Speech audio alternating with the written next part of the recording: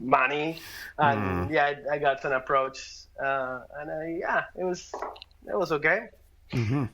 Later in my life, helped me to survive in a foreign country. We're going there. Yes, we are. Yeah. Well, I guess that brings me to when you turned 20. You decided, when I turned 20, that was the magic age, right? Yeah, it was, country was in a recession, that president, and there wasn't really much going on here.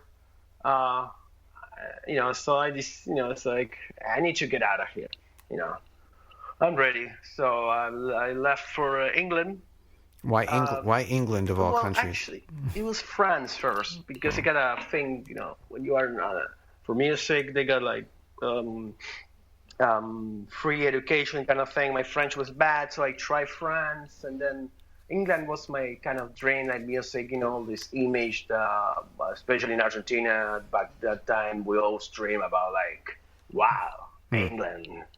And I got there, honestly, was Europe. It's kind of the same thing. It's not, wow, I thought it would be like, I don't know. It's just so the only thing that really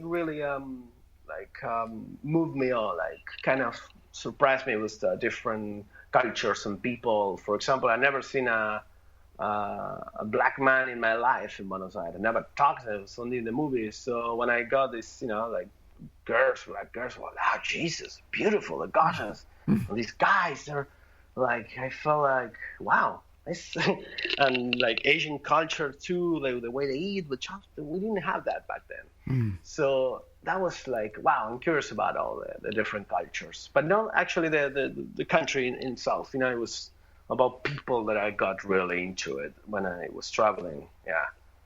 So did you have a plan when you moved to England about what you wanted to do there? Yeah, plan was like, for my family, it was like, well, I study, there was, my English was really bad. It wasn't English, actually. So learn English first, and then maybe get, music education there.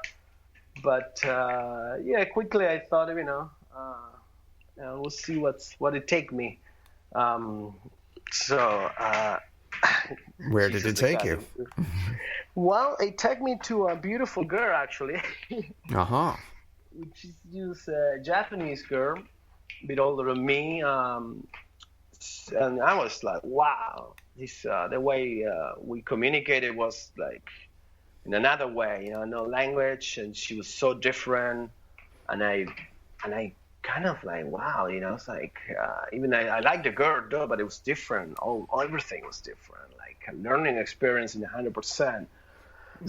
Did you meet her through music or some? Oh no, we were studying English. We're studying English, okay. I studied English first. I got like course for 3 months because I couldn't do anything. My English was like really bad. I was like, Jesus, I was like, God, like disaster. But I quickly improved. Yeah, and then so she took me to her country actually. Oh, she took you to Japan.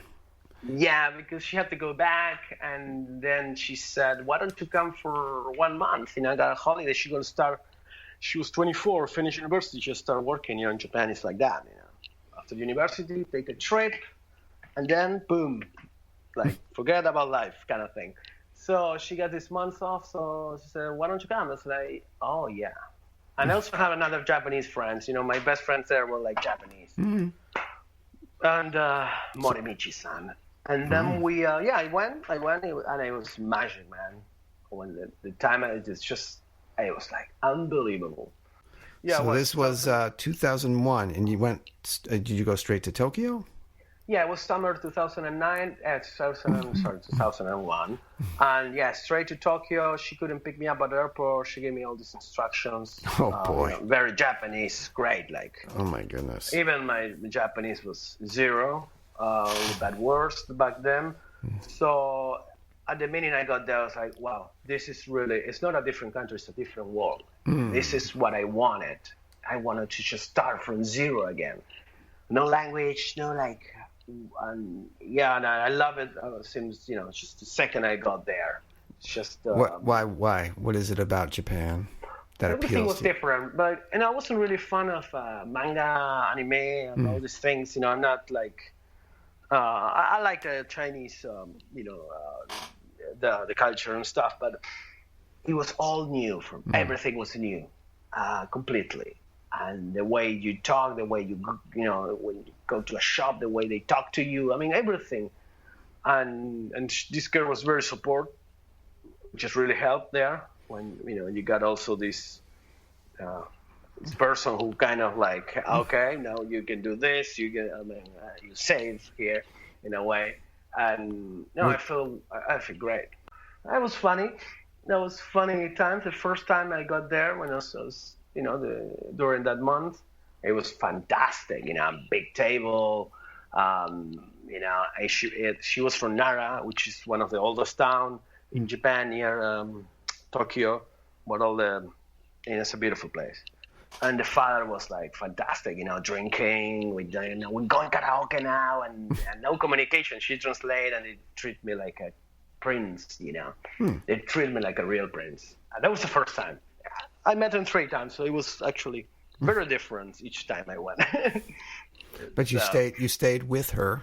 Yeah, I stayed in her apartment, which is nice. So were you?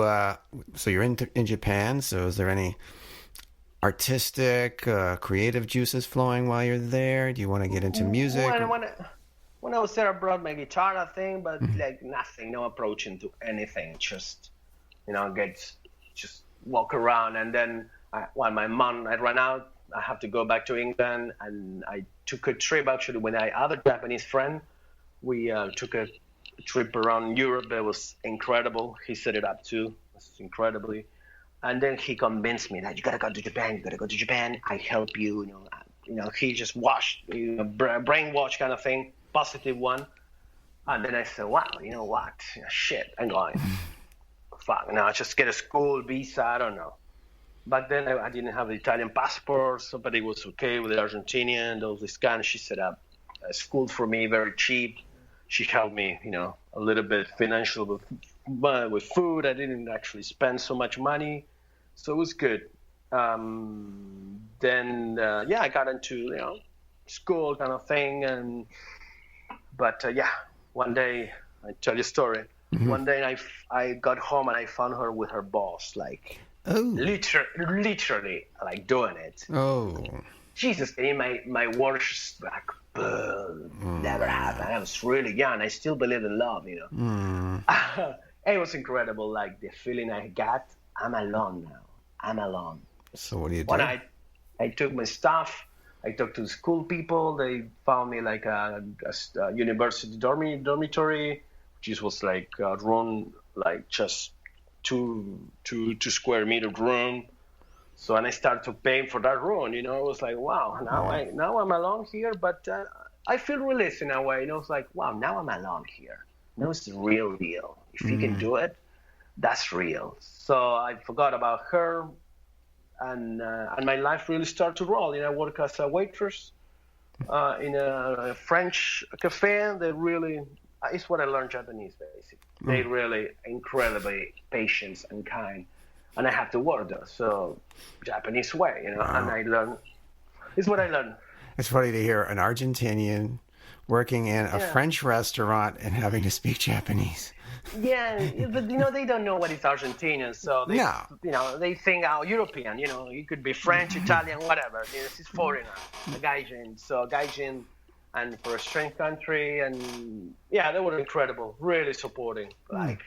I got lucky in my life in that sense. I always find somebody who like kind of wanted to not only help me, just give me a chance to like do something, So my confidence got really high, and then one day I was taking the trash with the manager, and he was in a department store, and he saw a picture of like one of those Dolce & Gabbana or Chanel, whatever.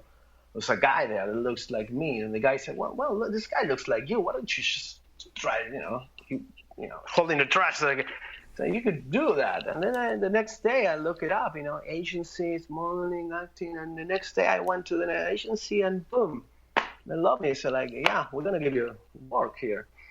And yeah, boom, and it happens. And I left the job I had, and started to do like modeling, acting. What was your first I, gig? oh shit, it was really bad actually. It was a ping pong kind of thing for TV, and my eyes are really bad. That's another thing in my life I have to fight for, because I don't see like regular people at all. I gotta use sunglasses and short sight. Really? Oh, yeah, I never told anybody that. I'm acting in my life. The best acting career I have is just pretend to see all the time. And then, yeah, ping pong. Can you imagine? And I couldn't believe it. Hit the ball, man. Just one, at least one. And they set it up, the camera on the way. Yeah, it was funny. But they still call me. Yeah, and then I started really in a funny job. Then I got big. I got my portfolio, pictures, and I started to make money. Make money just for living. No, I wasn't a millionaire, but yeah, I got really, really into the cycle, and it was kind of popular. And then I fall in love again, likely. Mm-hmm. Yeah, it was another story, very interesting actually, with who. Probably you don't know yet. I want to tell you. Mm-hmm. My life also took a 360 turn again when I met this girl. Really? In what way? She was an actress, kind of similar level than me. She didn't get that much jobs, and then she told me she got an audition in 1 year, which she had to play a sign language. Wow. And she was for a Hollywood movie. Really? So, oh wow, interesting. And yeah, it was some. I don't know if you heard of the movie Babel. Babel was a movie with Iñárritu, the director of many movies, and it was Brad Pitt on it. It was, Babel. Yeah. Babel, yeah. She got the audition, and she's the girl from Babel. Oh wow. Yeah. Wow, that was one heck of a role she had. Oh yeah. And then what happened to her? We were 2 years back then when she did the movie. She was nobody. Nobody. Like walking the street normally, and then Cannes. We went to Cannes. Wow. What was that like? Oh man, she was very smart. She kind of switched her life in the direction she wants. She did all the interviews. She ended get nominated for the Golden Globe, the Oscar nominee. So it was like boom, life explode. She got so famous in Japan, and she was next to me all the time. Wow. And she didn't speak English, so I was her kind of translator in many ways. And then she got really big in the States, actually. After the Oscar, and then in Japan she was huge. And then we moved to a big house that we didn't have to pay the rent. We were living together right away as soon as we met. We were really in love, and then we got like a shower. With restaurants, we can just go in and get a table right away, like paparazzi. Jesus, life changed. And I was doing these acting stupid things, for Japanese TV still. So, things, but I got to know a lot of artists, a lot of people through her, like internationally and locally. So I connect with like people that I never knew and that I met, like real artists, like, wow. She was really generous. We share everything. It was great. We were together for 4 years.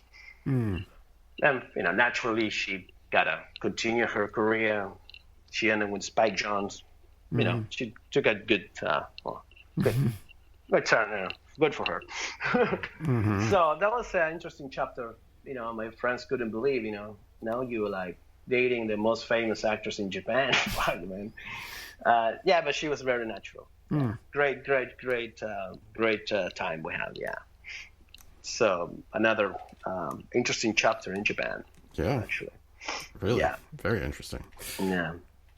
Well, you're being with her, so you made some contacts. Did they lead you to any other acting gigs or anything else? No, I never wanted to use her contact for getting like jobs. I got offers, but I never used. I know I'm not proud of just getting things. I just got friends with people that were friends with her, and also helped her to. And translated in a movie that she did, Brothers Bloom, went to Europe. It was interesting. And but back then also pushed me, you got to do something else, she was really determined. So I learned a lot from her. Like, acting here is doesn't go anywhere. So and I started to do my own films. With my friends, we do